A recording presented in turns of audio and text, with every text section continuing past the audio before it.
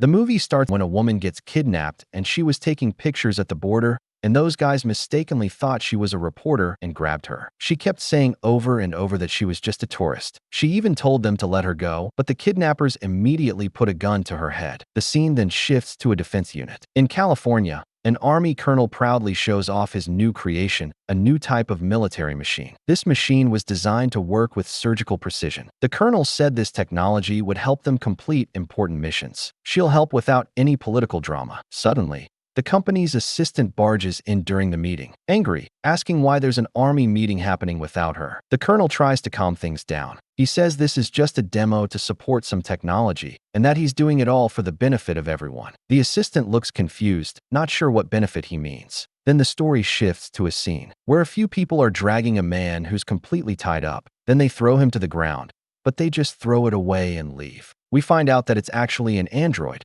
a robot named Amelia. The whole scene is being watched very closely by a technical crew. Meanwhile, in the next room, a guy is cooking. Amelia sneaks up behind him and stands there. When the guy notices her, he immediately tries to attack. But Amelia is way ahead of him. She quickly knocks him down hard, no hesitation. She even decapitates him. After a little while, we see that Amelia is working undercover. She's really sharp. She sneaks up on a group of guys playing a game and attacks them without any mercy. She doesn't stop at all. Whoever she sees, she goes straight for them. One of the guys, scared, says if she kills him, both of them will die. Amelia, cool as ever, says she's looking for a scientist. The guy, trembling, swears he can take her to the scientist. But Amelia doesn't hesitate one bit. She goes straight ahead. She shoots him. In all the chaos, she sets a fire that finally reveals the scientist's exact location. It turns out this whole thing was actually a test set up by the tech team to check the robot's skills in the system. The manager makes it clear this isn't just some fancy tech demo. It's also a warning to the enemies. He says the 21st century is heading towards a new kind of arms race,